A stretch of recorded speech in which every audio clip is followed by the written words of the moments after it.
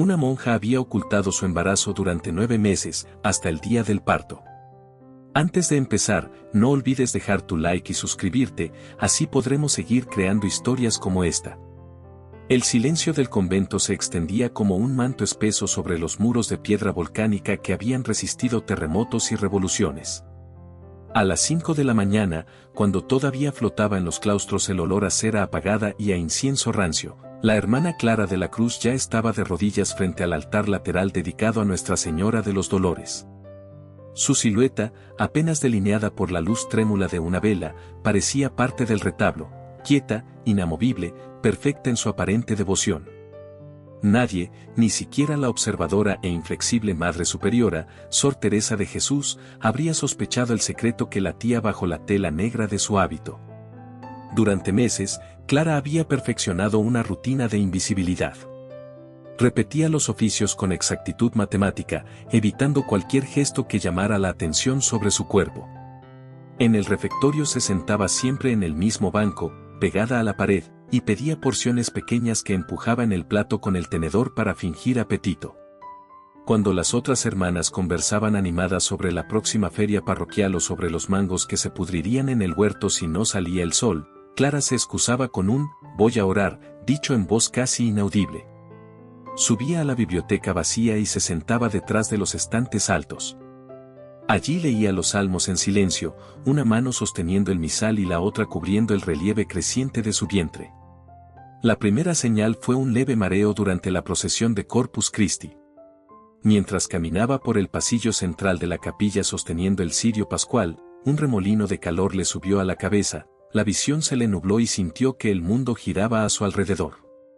Se aferró al candelabro con todas sus fuerzas y murmuró una plegaria desesperada para no caer. «Debe de ser el ayuno», susurró Sor Inés al pasar junto a ella, mientras le tendía discretamente un pañuelo con olor a lavanda. Clara agradeció con una inclinación de cabeza, temblando. Aquella noche, ya en su celda, se apoyó contra la puerta, acarició su abdomen y sintió al bebé moverse por primera vez, un golpecito sutil pero definitivo, como un recordatorio de que el tiempo se agotaba.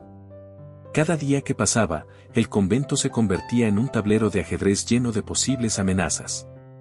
La hermana Dolores, encargada de la lavandería, se fijaba en las sotanas que quedaban más anchas y en los cordones que faltaban. Sor Marta, la enfermera, contaba las aspirinas y las infusiones de manzanilla que Clara tomaba para el dolor de cabeza. Incluso Padre Miguel, confesor semanal, notó que su penitente guardaba un silencio más denso que de costumbre.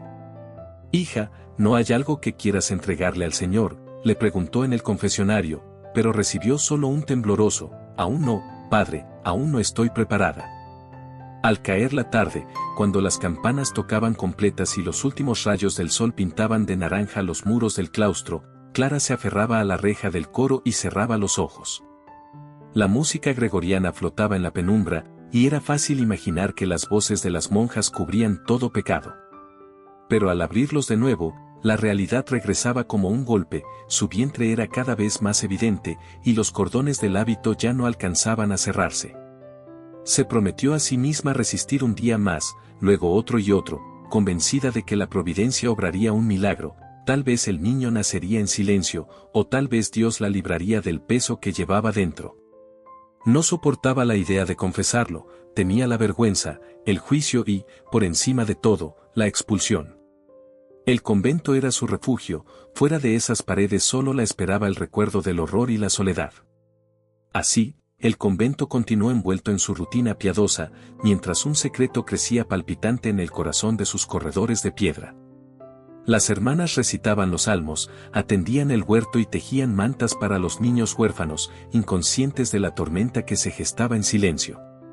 Solo las viejas campanas, testigos mudos de tantos años de historia, parecían vibrar con un timbre más tenso, como si presintieran que el eco de un grito, no de credo, sino de parto, estaba a punto de romper la paz solemne del convento. La rutina del convento se regía por campanadas puntuales, maitines, laudes, tercia. Cada repique marcaba también un latido de temor para la hermana Clara, que sentía como su vientre parecía crecer con cada golpe de bronce. Al principio, las señales fueron tan sutiles que pasaron inadvertidas, un leve temblor en las manos mientras bordaba escapularios, un bostezo furtivo a mitad del rosario comunitario. Pero, poco a poco, aquellos indicios se hicieron imposibles de disfrazar. Una tarde de julio, el calor subía desde el empedrado del claustro como un aliento ardiente. Las monjas se reunieron en el huerto para cortar hortalizas y regar las hileras de albahaca. Clara, que siempre había trabajado con diligencia, apenas podía agacharse. Se llevó una mano a la espalda, sudaba bajo el hábito, y soltó un gemido ahogado que Sor Marta alcanzó a oír. ¿Te duele algo, hermana?, preguntó, acercándose con un cuenco repleto de tomates. Es solo la columna, nada grave, murmuró Clara, forzando una sonrisa. Quizá necesites descansar. Hablaré con la Madre Superiora. No, por favor. Un poco de agua y seguiré. Se aferró al mango de la regadera, decidida a demostrar fortaleza. Sin embargo, cuando se inclinó para rellenarla, un mareo la hizo tambalear. La visión se le nubló, oyó los rezos lejanos como si provinieran de un pasillo interminable. Cayó de rodillas sobre la tierra húmeda, manchándose las mangas. En cuestión de segundos, 3 hermanas la rodearon. «Traigan sal de frutas», ordenó Sor Inés. «Y un paño frío». Mientras le asistían, Clara oyó el murmullo de conjeturas: será anemia, tal vez fiebre tifoidea.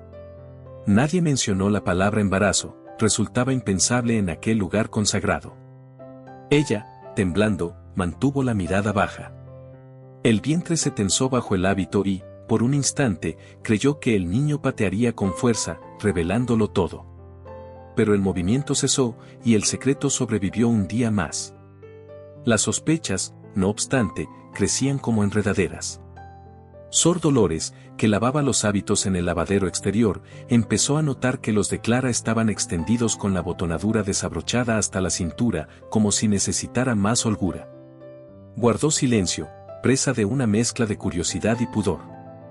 Mientras tanto, la Madre Superiora, mujer de mirada penetrante, comenzó a llevar un registro mental de cada ausencia a las vigilias nocturnas. Clara alegaba migrañas y dolores estomacales, pidiendo permiso para quedarse en su celda. Sor Teresa asentía con gravedad, pero esa misma noche se arrodillaba ante el sagrario y rezaba, pidiendo discernimiento. Algo en su interior le decía que no era enfermedad lo que escondía a aquella joven. Los signos físicos se sumaron a cambios emocionales. Clara, antes afable, se retraía ante cualquier contacto. Durante el desayuno, evitaba el pan fresco porque el aroma le provocaba náuseas, prefería sorber lentamente una infusión de hierbabuena. Sor Magdalena, la responsable de la cocina, comentó en voz baja que aquella muchacha tenía antojos extraños para una religiosa. El comentario, como chispa en pólvora, corrió de boca en boca. Pero cada vez que alguien insinuaba una inquietud, emergía la misma muralla de incredulidad: imposible. Vivimos en clausura. Ni siquiera hablamos con hombres sin la reja de por medio. Una noche, las campanas llamaron a completas mientras el cielo se teñía de índigo profundo. Clara caminó despacio por el corredor principal, sosteniendo un candelabro para iluminar los frescos descascarados de la Pasión de Cristo. Al pasar junto a un ventanal, una luna inmensa se reflejó en el vidrio antiguo, y su sombra se proyectó sobre el suelo. Allí, claramente delineado, se veía el abultamiento redondo de su vientre. Sintió que la sangre le abandonaba las mejillas. Dio un paso atrás, temerosa de que alguna hermana apareciera y descubriera la silueta delatoramente curva. Se apoyó contra el muro frío y respiró hondo, intentando calmar el latido frenético que retumbaba en sus oídos. Fue entonces cuando escuchó pasos. La Madre Superiora avanzaba empuñando un pequeño farol. «Hermana Clara, ¿todo bien?», preguntó con voz suave, aunque su mirada escudriñaba cada rasgo. «Sí, madre. Solo necesitaba aire». Sor Teresa la invitó a seguirla a la capilla para rezar un rosario extra por las intenciones del Papa. Clara asintió, pero cada Ave María se le atoró en la garganta. Sentía el peso de unos ojos omnipresentes, los de Dios, los de su conciencia y, sobre todo, los de su Hijo, que volvía a moverse dentro de ella reclamando espacio. Al regresar a su celda, encendió una vela sola, con las manos temblorosas. Sacó de un cofre de madera un pequeño pañuelo bordado con iniciales masculinas, la única pertenencia que conservaba del mundo exterior y la terrible noche que había dado origen a su secreto. Lo presionó contra sus labios para ahogar un sollozo. «Perdóname, pequeño», susurró. «Quise protegerte, pero quizás solo te he enturbiado con mi miedo». Afuera, el canto distante de los grillos se mezclaba con el susurro de los cipreses. Dentro, Clara sintió por primera vez una contracción verdadera, breve, como un puño que cerrara sus entrañas. Entendió con pavor que el tiempo de las excusas se agotaba. Y, sin embargo, al amanecer, volvería a ajustarse el cinturón del hábito, a alzar la cabeza y a sonreír. Porque, en aquel mundo de votos perpetuos y confesión obligatoria, su estrategia seguía siendo la misma, callar y rezar, esperando un milagro o, al menos, un día más de silencio. El 14 de agosto, víspera de la Asunción, la lluvia comenzó como un rumor suave que repicaba en los ventanales plomados del convento. Para las hermanas, era señal de bendición. «María riega la tierra para que florezca el alma», decía el refrán que solían repetir en el refectorio. Sin embargo, para Clara, cada gota que golpeaba el techo resonaba como un tambor anunciando el inminente fin de su secreto. Durante el oficio de vísperas, sintió un tirón repentino que le arqueó la espalda, fue tan intenso que se llevó la mano al vientre, fingiendo acomodar el cinturón del hábito. Nadie pareció advertirlo, pero en sus entrañas algo se desplazaba con urgencia, la criatura buscaba su salida. Al caer la noche, las campanas llamaron a completas y las luces se apagaron una a una hasta dejar los corredores sumidos en una penumbra dorada, iluminada apenas por lámparas de aceite. Clara se retiró a su celda hinchada de un presentimiento agudo. Mientras se arrodillaba para rezar las oraciones finales, una contracción más fuerte que las anteriores la obligó a apoyar ambas manos en el suelo de barro cocido. Un sudor frío le empapó la nuca. Intentó recitar el Salve Regina, pero la voz se le quebró en un gemido ahogado. El dolor se retiró como una ola, apenas para regresar con fuerza redoblada. Se aferró al borde del camastro y respiró hondo, recordando vagamente los partos que había visto en su aldea antes de ingresar al convento, mujeres rodeadas de comadres, hierbas calientes y rezos improvisados. Pero allí, en esa celda austera, lo único que la rodeaba era el retablo de la Virgen Dolorosa y una vela que chisporroteaba lanzando sombras que temblaban como espectros sobre las paredes encaladas. Se levantó tambaleante, pensando en ir a la enfermería, pero otra oleada de dolor la dobló en dos. «Dios mío, no aquí, no ahora», suplicó entre dientes. En ese instante oyó pasos precipitados en el pasillo. La tornaboda, Sor Marta, recorría las celdas para comprobar que todas estuvieran descansando. Clara contuvo el aliento. Si la monja abría la puerta vería el sudor, el temblor y tal vez la mancha húmeda que ya oscurecía el hábito. Se apoyó contra la madera, sujetando el picaporte, y escuchó cómo Marta pasaba de largo. El corazón le golpeaba el pecho con una fuerza que competía con las contracciones que seguían acortando sus intervalos. La tempestad arreció. Un trueno sacudió los vitrales de la capilla central y, casi al mismo tiempo, Clara sintió algo romperse dentro de ella. Un líquido tibio le empapó las medias. Miró hacia abajo, la bolsa había estallado. El pánico se mezcló con un estremecimiento de alivio. Al fin, el momento había llegado. Se obligó a pensar con claridad, necesitaba ayuda, aunque significara la vergüenza. Empujó la puerta, salió al corredor y gritó con la voz más firme que pudo. «Madre Teresa. Hermana Marta. Ayuda». El eco de su llamado rebotó en las bóvedas góticas como campanadas fantasmales. Dos puertas se abrieron con estrépito. Primero Sor Marta, luego la Madre Superiora envuelta en su mantilla negra. El rostro habitualmente impasible de Sor Teresa palideció al ver el hábito de Clara pegado a su cuerpo y oscurecido por el líquido amniótico. Por un segundo eterno, la superiora pareció oscilar entre el horror y la compasión. «Hijita», susurró, acercándose con paso contenido. «¿Cuánto tiempo?». Clara no pudo responder, una contracción brutal la obligó a caer de rodillas. Su grito rasgó el silencio reverente del convento y viajó a través del claustro hasta los dormitorios, donde otras monjas salieron alarmadas. En cuestión de minutos, el corredor se convirtió en un improvisado paritorio. Sor Marta corrió por toallas y agua caliente, Sor Inés bajó de la sacristía con un crucifijo de madera, Sor Dolores trajo una manta tejida para envolver al bebé. La Madre Superiora tomó el mando con voz temblorosa pero firme, había estudiado enfermería antes de consagrarse y recordó, como un eco lejano, los protocolos de emergencia. Coloquen a la hermana en la sala de visitas, junto al hogar, ordenó. Necesitamos calor y espacio. Mientras la trasladaban, el rayo de una tormenta iluminó el rosetón del coro, proyectando un halo de colores sobre la figura encorvada de Clara. Algunas monjas murmuraron que nunca habían visto aquella tonalidad violeta en los vitrales, como si la luz misma estuviera revelando un misterio. Una corriente eléctrica de asombro y temor recorrió el grupo. En la sala de visitas, encendieron la chimenea. Las llamas crepitaron lanzando chispas que danzaban sobre los rostros tensos. Clara yacía en el suelo, sostenida por almohadones raídos. Sor Marta le sujetaba la mano, el sudor caía en gotas sobre el crucifijo que pendía de su cuello. Cada contracción sacaba un gemido que se mezclaba con el estrépito de la tormenta afuera. Empuja cuando sientas el impulso, susurró la Madre Superiora, arremangándose el hábito y lavándose las manos en el agua humeante. Dios está contigo. Clara asintió con los ojos cerrados. Un pensamiento cruzó su mente, el miedo de que, al nacer, su hijo fuese visto como una afrenta, pero la voz de Sor Inés rezando el Magnificat le devolvió la confianza. Engrandece mi alma al Señor. Sintió la cabeza del bebé descender, un fuego abrasador que separaba carne y fe.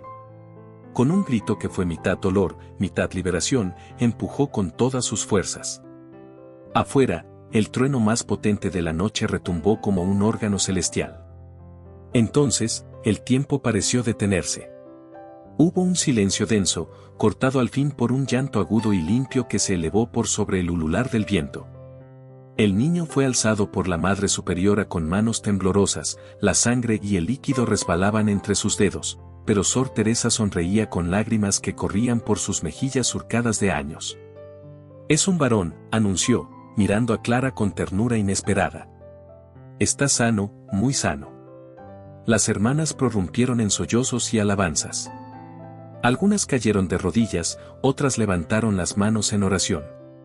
El llanto del recién nacido llenó cada rincón del convento, desplazando los cantos gregorianos habituales por una melodía más humana, más salvaje y, al mismo tiempo, sagrada. Clara, agotada, sintió que las fuerzas la abandonaban. Pero cuando le colocaron al bebé sobre el pecho, una oleada de paz la inundó. Miró los ojos diminutos que parpadeaban bajo la luz vacilante de la chimenea y, entre jadeos, susurró. Perdóname, y gracias por existir. En ese instante, Sor Teresa tomó la decisión que cambiaría el destino de todas, alzó la mirada al crucifijo que presidía la sala y, con voz firme, declaró. Este niño no es pecado ni vergüenza. Es vida. Es un regalo que Dios confía a nuestras manos. Que nadie vuelva a llamarlo secreto, desde hoy es luz. Las palabras resonaron como trueno final, opacando la tormenta externa e inaugurando una nueva tempestad, esta vez de amor y compasión, que barrería los viejos prejuicios del convento. Mientras las llamas bailaban y la lluvia amainaba, Clara cerró los ojos, sintiendo que, con cada latido, su secreto se transformaba en testimonio, y el miedo, en esperanza. El alba llegó envuelta en un tenue olor a tierra húmeda. La tormenta había cedido, pero dejó charcos que espejeaban la primera luz y gorriones que sacudían sus alas empapadas en los aleros. En la sala de visitas, convertida en improvisado paritorio, todo parecía suspendido en un silencio reverencial, la chimenea aún chisporroteaba, las toallas ensangrentadas yacían en un balde de agua rojiza, y el pequeño Emanuel dormía en el regazo de Sor Inés, envuelto en la manta de lana que antes cubría las reliquias del convento. Clara, exhausta, permanecía recostada sobre un camastro portátil. Su piel pálida contrastaba con el crucifijo oscuro que colgaba de su cuello, y cada respiración levantaba apenas el hábito abierto a la altura del pecho. Entre la vigilia y el sueño, escuchó murmullos fuera, un coro de voces ahogadas por el asombro y la incertidumbre. Sabía que el interrogatorio no tardaría. La Madre Superiora, Sor Teresa, cerró la puerta con suavidad, llevando consigo la gravedad de un tribunal y la compasión de una madre. Se sentó junto a la cama con un suspiro que parecía arrastrar décadas de disciplina. Pasó los dedos por el rosario de madera que colgaba de su cinturón y sostuvo la mano temblorosa de Clara. «Hija», dijo en voz queda, «la misericordia de Dios ya ha tocado este lugar. Pero para que brote la verdad, debes contarnos lo que el silencio ha guardado. No para acusarte, sino para que sanes». Clara tragó saliva. Sentía la garganta tan seca como si hubiera rezado un rosario de arena. La mirada penetrante de Sor Teresa no era de condena, pero sí exigía honestidad. Al otro lado de la estancia, Sor Marta y Sor Inés se mantenían en discreta distancia, sosteniendo al bebé y avivando las brasas. Aquella tosca habitación se transformó de pronto en un confesionario sin celosía. Clara apartó la vista hacia la ventana. Fuera, el cielo clareaba de rosa y naranja, un espectáculo que le pareció paradójicamente hermoso para confesar algo tan oscuro. «Hace casi un año», comenzó, con la voz trémula, «me encontré con un hombre al regresar de visitar a mi madre enferma. Era tarde, los últimos camiones salían del mercado de Tehuantepec. Quise ahorrar el pasaje y tomé un atajo por el viejo camino de Cañaverales. Se detuvo, conteniendo un sollozo. Él me siguió. No llevaba sotana todavía, solo un vestido sencillo. Dios mío. Se cubrió el rostro con las manos. Me tomó por sorpresa, y yo no pude defenderme. Un nudo de dolor recorrió el rostro de Sor Teresa. Sus ojos, curtidos en vigilias y sermones, se humedecieron. «No eres culpable de ese crimen», susurró. «La culpa cae sobre quien te hirió». Clara continuó, como si al romper el sello las palabras salieran a borbotones. «Llegué aquí unos días después, huyendo de los murmullos del pueblo. Pensé que, si entregaba mi vida a Dios, Él borraría la vergüenza. Cuando supe que estaba encinta, el pánico me paralizó. Pensé en marcharme, pero no tenía a dónde ir. Cada noche rezaba para que el vientre no creciera, para que fuera un error de mi imaginación. Qué necia fui, madre». Miró a su superiora con ojos encendidos de lágrimas. Temía que pensaran que era fruto de mi pecado. Sor Marta dejó escapar un sollozo bajo y acercó un pañuelo a Clara. Sor Inés, meciendo al pequeño Emanuel, murmuraba el Ave María como una letanía tranquilizadora. La Madre Superiora guardó silencio unos segundos, dejando que el crujir de la leña acompañara la confesión. Luego, posó su mano sobre la frente de Clara. «El Salmo 72 dice que Dios rescata la vida del débil», recitó. «Este niño es testimonio de que tu vida está bajo ese amparo. No te juzgaremos por lo que te hicieron, sino por la valentía de protegerlo aún con miedo». Mientras tanto, detrás de la puerta, otras hermanas se habían reunido, Sor Dolores, Sor Magdalena y 4 novicias que jamás imaginaron ser testigos de un suceso tan humano y tan divino a la vez. Sus rostros reflejaban una amalgama de emociones, estupor, tristeza, ternura y, sobre todo, compasión. La Madre Superiora hizo un gesto para que pasaran.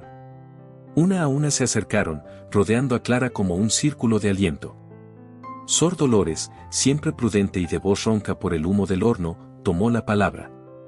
«Hermana, tu secreto nos ha sorprendido, pero tu dolor nos convoca a todas. Aquí nadie debe sentirse sola jamás». Y, como si se tratara de un sacramento improvisado, las monjas extendieron las manos sobre Clara y el niño. El aire se impregnó de un fervor que trascendía las normas conventuales. Rezaron juntas un Padre Nuestro, no con la monotonía de la liturgia diaria, sino con una vibración que surgía de lo más hondo de sus entrañas. Al pronunciar «líbranos del mal», la voz colectiva resonó como un trueno suave que disipaba fantasmas de culpa. Finalizada la oración, Sor Teresa anunció: «Convocaré al obispo para informar lo sucedido. Pero que quede claro algo, esta comunidad escogerá la misericordia sobre el escándalo. Si el mundo quiere juzgar, que lo haga. Nosotras daremos testimonio de la gracia». Alzó al bebé ante todas. «Su nombre será Emanuel, porque Dios se ha quedado con nosotras a través de él». Un rayo de sol se coló entre las cortinas y bañó la escena con un resplandor dorado. Pareció un guiño del cielo, confirmando la declaración. Clara, inundada de fatiga, sonrió débilmente. Aquella luz rozaba el rostro sonrosado de su hijo, que abrió los ojos por primera vez, revelando un fulgor sereno, casi imposible en un recién nacido. Entonces, con el eco de los cánticos matutinos elevándose desde la capilla, un Magnificat entonado por las novicias, el secreto dejó de serlo. Se transformó en un relato vivo de resiliencia y en una pregunta para toda la comunidad: ¿serían capaces de abrazar la vergüenza ajena como propia y convertirla en vía de redención? Sor Teresa, poniendo fin a la asamblea, respondió antes de que alguien pudiera dudar. Hermanas, el Evangelio es carne cuando defendemos la vida y honramos la dignidad. Desde hoy, nuestra misión es clara: proteger a Clara, criar a Emmanuel y recordar al mundo que la misericordia es el rostro más luminoso de la fe. Con esas palabras, la puerta al pasado se cerró y se abrió un umbral nuevo, donde cada paso estaría guiado por la fraternidad. Clara, aún débil, sostuvo la mano de su superiora y musitó: «Gracias por no dejarme sola». «No me agradezcas a mí», respondió Sor Teresa. «Agradece a aquel que convierte las lágrimas en semillas de esperanza». Fuera, los gorriones seguían gorjeando entre los charcos, ajenos a la revolución que latía tras los muros. Dentro, el convento entero sentía cómo, junto al llanto suave de un niño, empezaba el parto de una comunidad más humana, más cercana al Cristo que acoge a los pequeños y eleva a los caídos. El sol ya se erguía completamente sobre las colinas de Oaxaca cuando, tras una breve siesta reparadora, Clara abrió los ojos y vio a su pequeño Emmanuel dormitando en una cuna improvisada, una cesta de mimbre forrada con paños blancos, situada junto al ventanal de la sala de visitas. La brisa de la mañana entraba cargada del perfume de las bugambilias y mecía los flecos de la manta, cada balanceo parecía un arrullo natural. Aquel instante de calma, sin embargo, sería apenas el preludio de una cadena de sucesos que las hermanas recordarían, con reverencia, como el signo de la promesa. Todo comenzó con un leve crujido. Las vigas del techo, hinchadas por la lluvia nocturna, expulsaron goteras que cayeron sobre el suelo de ladrillos y crearon un eco hueco, casi musical. Nadie lo notó hasta que Sor Inés, al acercarse para cubrir mejor al bebé, vio algo insólito en su diminuto pecho, un brillo suave, como cuando la luna se refleja en el agua. Pensó que era un juego de luces, pero el resplandor no se movía con la sombra de las nubes, latía al compás del corazón de Emmanuel, diminuto y perfecto. Sor Inés exhaló un suspiro que atrajo la mirada de las demás. «Madre», musitó, apuntando con el dedo tembloroso. Clara se incorporó despacio, con el rostro aún pálido, pero sus ojos se agrandaron de asombro. Sobre la piel tibia del recién nacido se perfilaba una forma luminosa, casi imperceptible, hasta que la ventana dejó entrar un rayo directo de sol. Entonces el resplandor tomó cuerpo, era una pequeña cruz, nítida, formada por la coincidencia imposible de dos delicados capilares rosados, apenas visibles a simple vista. No era una marca de nacimiento común, irradiaba una claridad serena que no hería los ojos, pero sí parecía atravesar las paredes de piedra y el aire mismo. La Madre Superiora se acercó, conteniendo la respiración. No era mujer dada a sentimentalismos y, sin embargo, un escalofrío le recorrió la espalda. Tocó la frente de Emmanuel con los dedos húmedos de agua bendita y recitó un Padre Nuestro. Con cada palabra, la cruz pulsaba ligeramente, como si respondiera a la cadencia de la oración. Sor Dolores, de rodillas junto al arcón de las reliquias, comenzó a llorar. Aquellas lágrimas, pensaban todas, no eran de miedo, sino de un gozo desconcertante, la certeza de que Dios se las arregla para hablar en símbolos que rompen todo escepticismo. El murmullo de asombro se propagó por los corredores. Monjas que todavía no sabían la historia completa se detenían en la puerta, atraídas por un magnetismo difícil de explicar. Algunas depositaban estampas de santos cerca de la cuna, otras, flores recién cortadas del huerto. Lo que más conmovía no era la escena en sí, sino la atmósfera palpable, una paz tan densa que invitaba a la contemplación y colmaba el corazón de un agradecimiento silencioso. Hasta el viejo reloj de péndulo, que marcaba los segundos con un chasquido metálico, parecía haber ralentizado su ritmo. Fue entonces cuando Sor Teresa, firme pero emocionada, propuso llevar al niño a la capilla principal para consagrarlo oficialmente a la Virgen. Temía que el rumor de un milagro atrajera la curiosidad malsana del pueblo, o peor, la severidad del obispo, quien llegaría en pocos días. Sin embargo, comprendía que el suceso ya no podía esconderse, había que transformarlo en acción de gracias. Prepararon la procesión a toda prisa, colgaron los manteles mejores sobre el altar, encendieron candelabros de plata que solo se utilizaban en Pascua y perfumaron el aire con incienso de rosas. Clara, sostenida por Sor Marta, avanzó descalza sobre el suelo frío. Cada paso le recordaba el dolor de las últimas horas, pero la visión de su hijo, llevado en brazos por la Madre Superiora, la fortalecía. Cuando cruzaron el umbral de la capilla, una corriente cálida los envolvió, era la luz matinal filtrada por el rosetón, que proyectó colores de vitral sobre las bóvedas y cubrió al niño con un mosaico multicolor. Las vetas de azul y rojo delinearon la diminuta cruz de su pecho, multiplicando su brillo. El coro improvisado entonó el Magnificat con tanto fervor que pareció un cántico angelical. En el momento de la consagración, la Madre Superiora elevó a Emmanuel delante del retablo y pronunció con voz clara: Señor, te presentamos este Hijo concebido en medio del dolor, para que tu gracia lo transforme en mensajero de paz. Donde haya vergüenza, que Él recuerde tu misericordia, donde haya temor, que Él anuncie la esperanza. Apenas concluyó la oración, las campanas, que nadie había tocado, repicaron solas, agitadas por una brisa repentina. El tañido vibró en los corazones como un amén rotundo. Las novicias se miraron con los ojos anegados, nunca habían oído un repique tan pleno, tan afinado. Sor Dolores, que sabía los secretos de la torre, juraría más tarde que el badajo se movió sin intervención humana. Aquel sonido multiplicó la noticia, los campesinos de los alrededores, que trabajaban en los campos tras la tormenta, levantaron la vista confundidos, pues no correspondía al horario litúrgico. El milagro de la cruz iluminada, así lo bautizarían, comenzó a circular incluso antes de que el obispo fuera notificado. Después de la ceremonia, colocaron a Emmanuel en la sacristía, resguardado del bullicio. Clara se arrodilló frente a él y dejó que las lágrimas, por fin liberadas, rodaran por sus mejillas. Siempre temí que tu nacimiento trajera vergüenza, susurró, pero Dios decidió que fuera señal de consuelo. Prometo dedicar cada día de mi vida a cuidarte y a cuidar a los que sufren como yo sufrí. No sabía que, al otro lado de la puerta, un grupo de mujeres del pueblo, alertadas por el repique, aguardaba con sus propias penas, viudas, madres solteras, muchachas abusadas que buscaban un oído compasivo. La historia de Clara y la luz sobre el pecho de su hijo ya las había alcanzado. Cada una llegaba con la esperanza de encontrar un pedazo de ese prodigio que transformaba la culpa en dignidad. La Madre Superiora, previendo el torrente humano, reunió a la comunidad esa misma tarde. Propuso un voto extraordinario: convertir una ala desocupada del convento en casa de acogida para mujeres en vulnerabilidad, bajo el patronazgo de Emmanuel, Luz del Silencio. Las hermanas aprobaron por unanimidad. Acordaron que, aunque el obispo objetara, defenderían aquella misión como parte del carisma fundacional, ser hospital de almas heridas. Mientras se organizaban, Sor Inés volvió a la cuna.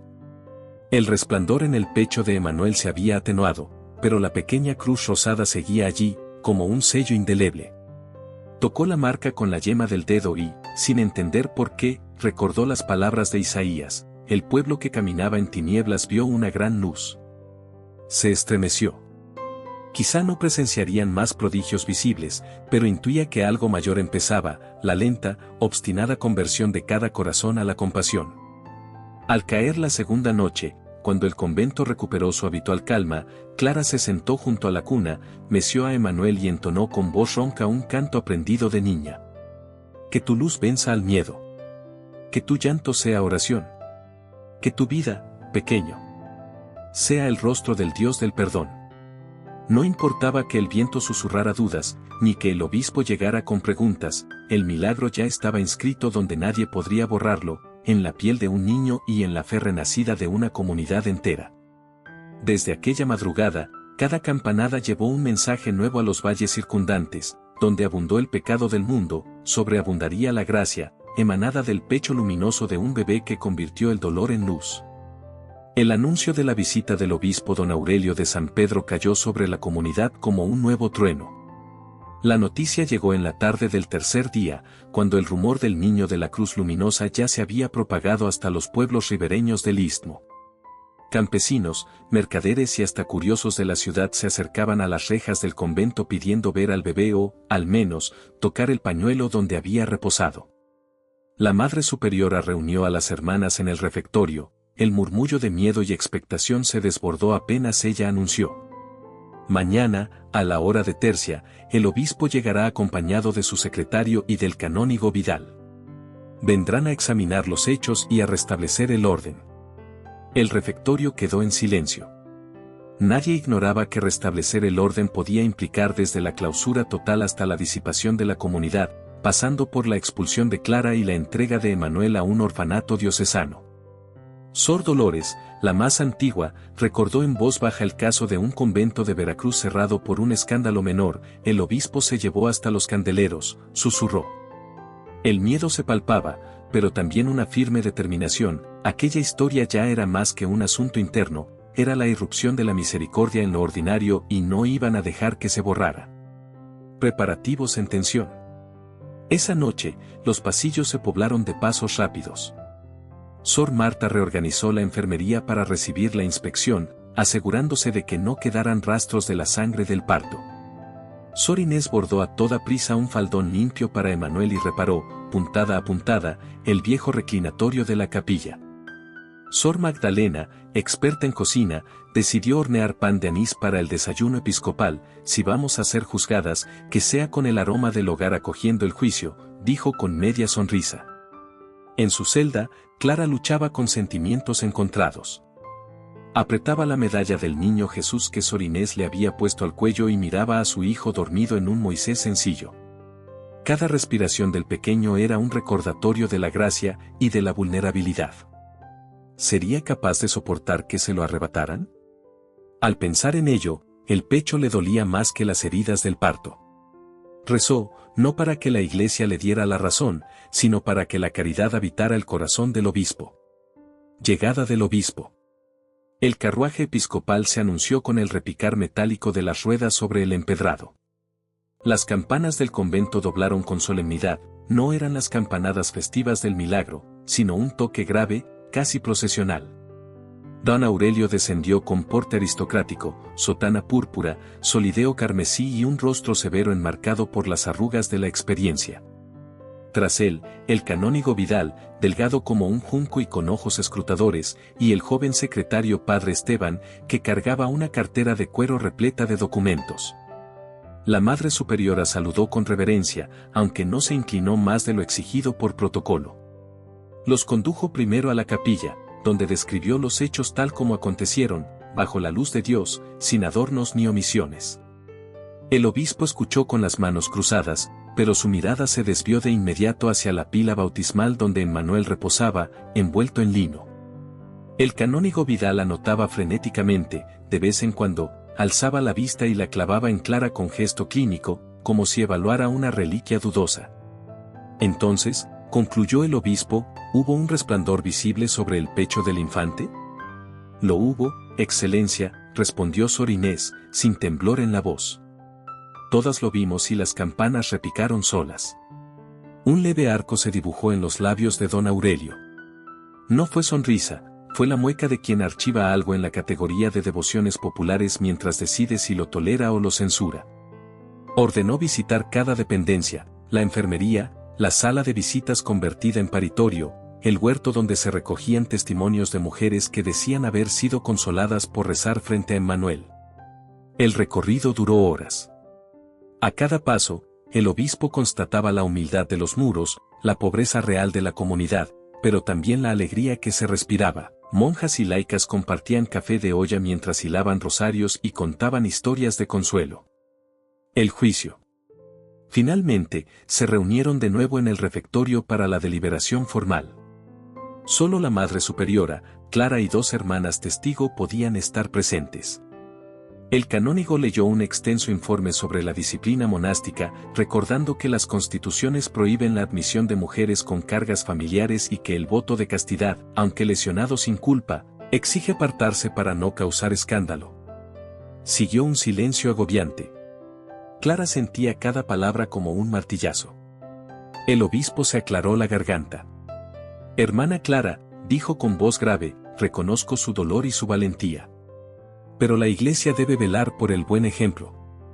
Podemos procurar un lugar seguro para su hijo y ofrecerle a usted un retiro penitencial, lejos de la vida activa del convento. Clara cerró los ojos, un murmullo de desconsuelo recorrió la sala. La Madre Superiora se puso de pie, con los dedos firmemente entrelazados. Excelencia, permite que hable. Tomó aire, como quien se arroja a un río caudaloso. Nuestro carisma fundacional dice, ser bálsamo donde la herida arde. Si separamos a esta madre de su hijo, ¿qué bálsamo ofrecemos? Si le quitamos a Emmanuel su hogar, ¿qué testimonio damos al mundo?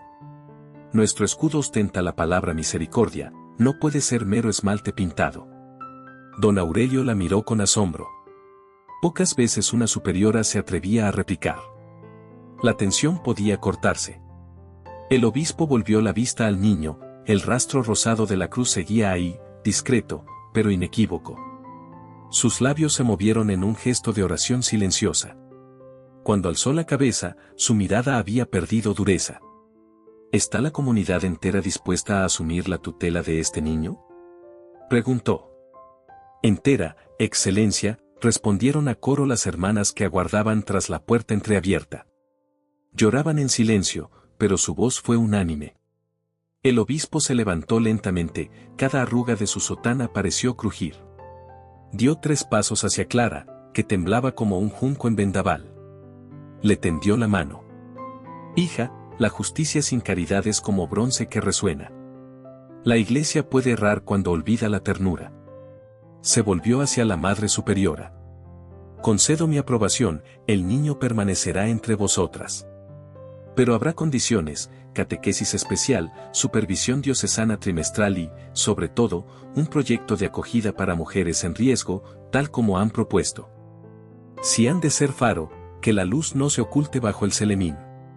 El canónigo Vidal abrió los ojos, sorprendido, el secretario Esteban sonrió levemente, como quien presiente un renuevo. Clara cayó de rodillas, con lágrimas que por fin no eran de miedo. Gracias, Excelencia. Criaré a mi hijo en la fe y serviré donde me digan. El obispo la ayudó a ponerse de pie. No olvide, hija, susurró, su existencia misma es predicación. Honre ese púlpito. Firma del decreto y nueva identidad.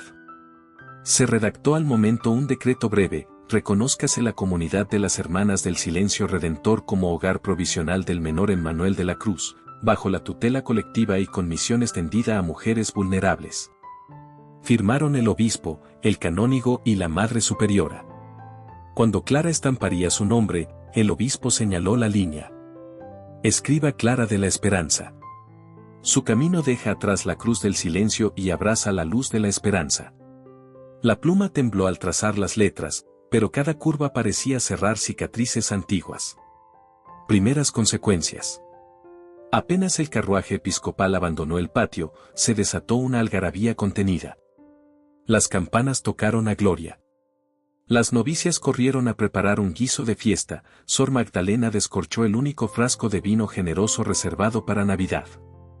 Pero, sobre todo, comenzó la planificación urgente, adaptar 3 celdas para recibir a las primeras mujeres del pueblo, organizar turnos de cuidado para Emmanuel y redactar un reglamento que conciliara la clausura con la nueva misión de puertas entreabiertas.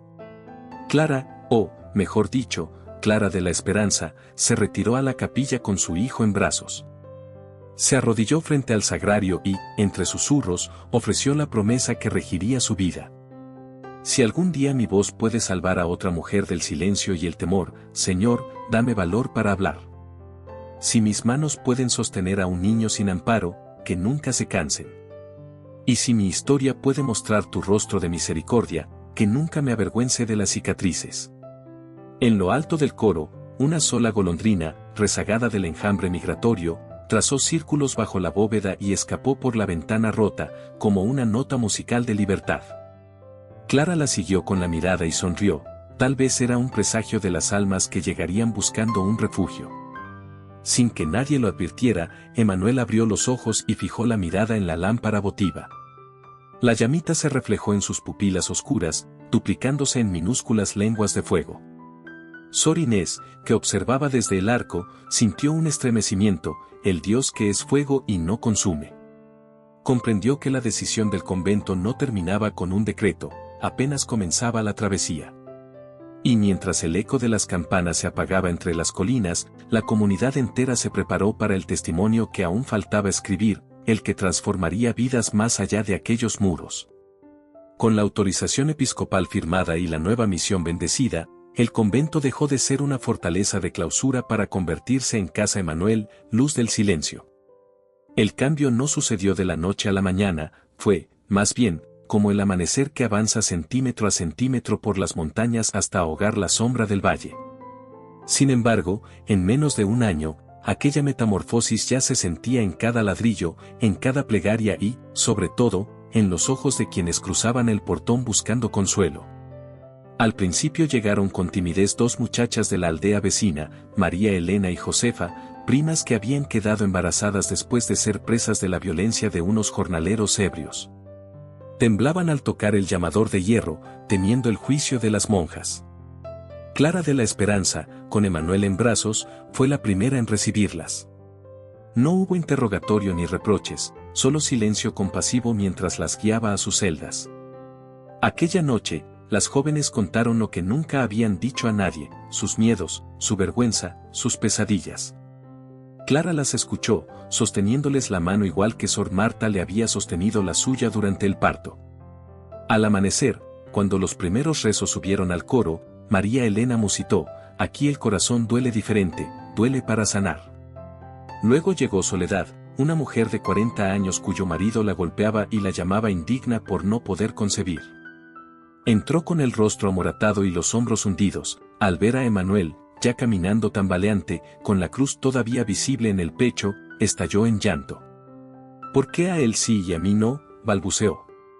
Sor Teresa le respondió con mansedumbre, quizá tu maternidad no sea de sangre, hija, sino de consuelo.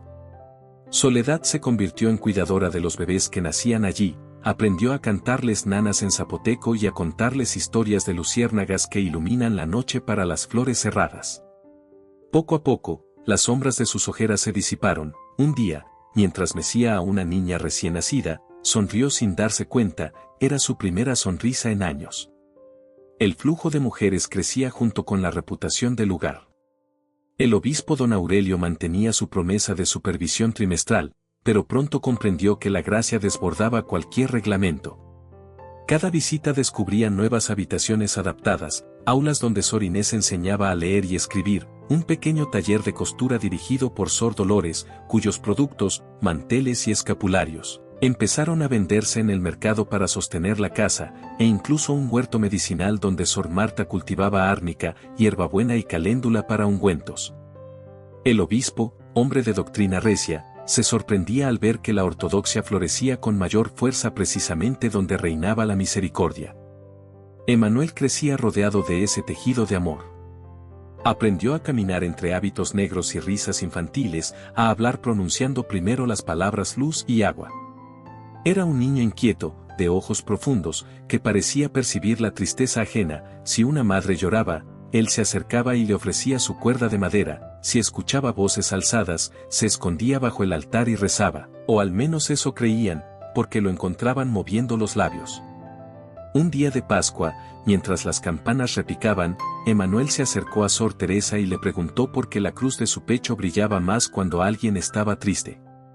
La superiora respondió con sencillez, porque Dios ama curar los corazones rotos, y tú eres su recordatorio viviente. Aquellas palabras se propagaron como fuego entre las celdas, las mujeres comenzaron a llamar al niño pequeño Sirio, porque encendía la esperanza allí donde se apagaba la fe. Con el segundo aniversario de su nacimiento, Casa Emanuel decidió celebrar una vigilia abierta al pueblo. Sor Magdalena cocinó pozole y pan de anís, las novicias decoraron el claustro con flores de cempasúchil.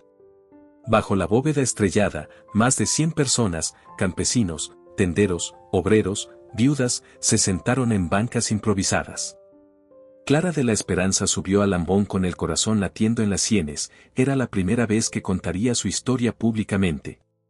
Respaldada por las hermanas y con Emanuel tomado de su falda, narró la noche del camino de Cañaverales, su huida al convento, el parto milagroso y la decisión del obispo. Cuando llegó a la parte del juicio de misericordia, vio lágrimas incluso en los hombres más recios.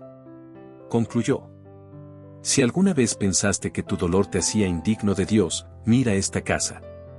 Dios nos llama por nuestro nombre, pero también por nuestras heridas. Porque Él sabe hacer de la herida un manantial. Hubo un silencio reverente, roto por un aplauso tímido que se convirtió en ovación. Aquella noche, 7 mujeres pidieron refugio, 10 jóvenes ofrecieron voluntariado, y un anciano que había perdido a su familia en un deslave donó sus herramientas para el taller de carpintería que soñaban levantar. El testimonio de Clara, un testimonio que ya no pertenecía solo a ella, sino a toda la comunidad, se esparcía como semilla llevada por el viento. Con el tiempo, periodistas locales publicaron reportajes titulados El convento que convirtió la vergüenza en esperanza y El niño de la Cruz Rosada que cambió una comarca. Vinieron médicos a ofrecer consultas gratuitas, abogadas que asesoraban sobre violencia doméstica, artesanas que enseñaban oficios. El Estado, sorprendido por el impacto, cedió un terreno contiguo para construir un pequeño dispensario. Y, en un gesto inesperado, don Aurelio consiguió fondos diocesanos para instalar un molino de maíz cuya renta sostuviera la obra. No todos los feligreses comprendieron, algunos murmuraban que las monjas estaban fuera de su papel. Pero cada crítica hallaba respuesta en los hechos, las cifras de infanticidios y muertes maternas en la región descendieron, mientras las historias de reconciliación y conversión se multiplicaban. A los 5 años, Emanuel, de manos morenas y mirada brillante, se preparaba para su primera comunión. El día anterior, Clara lo descubrió jugando a misa con otros niños, había erigido un altarcito de piedras y usaba flores como hostias. Al verlo, comprendió que su viaje, aquel que empezó con un atroz silencio, la había transformado en puente para que otras voces salieran de la sombra. En la ceremonia, Emanuel alzó la vela bautismal. La pequeña cruz rosada, más tenue pero aún visible, se iluminó con la llama. La asamblea, consciente del simbolismo, contuvo el aliento. El obispo, ya frágil por la edad, pronunció una homilía sencilla: cuando la misericordia se hace carne, la fe deja de ser idea y se vuelve pan que sacia. Después, colocó la hostia en la lengua del niño y, sin protocolo, lo abrazó. Aquel gesto fue portada en el periódico diocesano con el titular: Del secreto a la Eucaristía, la victoria del amor. Hoy, Casa Emanuel sigue abriendo sus puertas. Clara de la Esperanza coordina talleres de escucha y acompaña partos con la misma ternura que recibió. Sor Teresa, anciana y con paso lento, bendice cada nueva vida que llega, dice que su bastón es la vara de Moisés que atraviesa mares de prejuicio. Emanuel, a sus 12 años, estudia en la escuela anexa y sueña con ser médico para curar por dentro y por fuera. La cruz de su pecho apenas se nota, pero todavía brilla en ciertas noches de tormenta, cuando los relámpagos iluminan el claustro y alguien llora en la capilla. Entonces, las campanas vuelven a sonar solas, o eso aseguran las madres, recordando que la misericordia no tiene techo ni clausura, es un río que, una vez desbordado, no regresa jamás a su cauce estrecho. Así terminó, o más bien, continúa, la historia que comenzó con un embarazo escondido y un grito de parto en la madrugada. Porque lo verdaderamente milagroso no fue la luz que dibujó una cruz en la piel de un recién nacido, sino la luz que, desde ese día, no ha dejado de irradiar del corazón de una comunidad que entendió que el Evangelio se escribe, sobre todo, en los márgenes donde nacen los silencios. Allí donde el mundo dice escándalo, Dios pronuncia nuevo comienzo. Y ese, al fin, es el testimonio que transformó vidas, el de un niño, una madre y un convento que se atrevieron a creer que el amor, cuando renuncia a juzgar, convierte la vergüenza en resplandor. Si esta historia tocó tu corazón, déjanos tu comentario y comparte este video para que más personas descubran el poder de la fe y el amor verdadero. Gracias por estar con nosotros y nos vemos en la próxima historia.